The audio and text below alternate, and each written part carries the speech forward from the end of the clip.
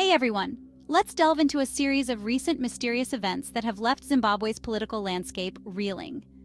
Air Commodore Peter Zimondi has reportedly passed away from injuries sustained in a recent road accident near Chitungwiza. But here's where things get really intriguing. Peter Zimondi's death adds to a growing list of high-ranking officials who have died under suspicious circumstances. Peter Zimondi wasn't just any officer. He was promoted to Director General of Administration in the Air Force of Zimbabwe in February 2018.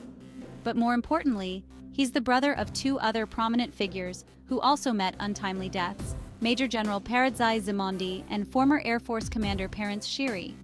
Major General Peredzai Zimondi, who served as the Commissioner General of Zimbabwe Prisons and Correctional Services, passed away at the age of 74.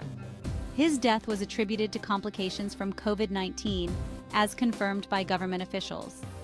Zimondi had a distinguished career and played a significant role in improving Zimbabwe's prison health systems.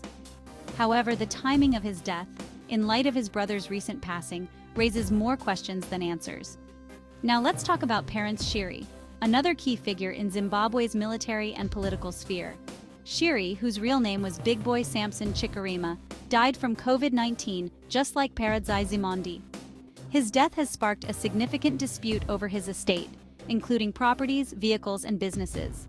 The legitimacy of some of Shiri's children is being challenged by his siblings, leading to demands for DNA testing and attempts to control the distribution of his wealth. So, what does all of this mean for Zimbabwe's political scene?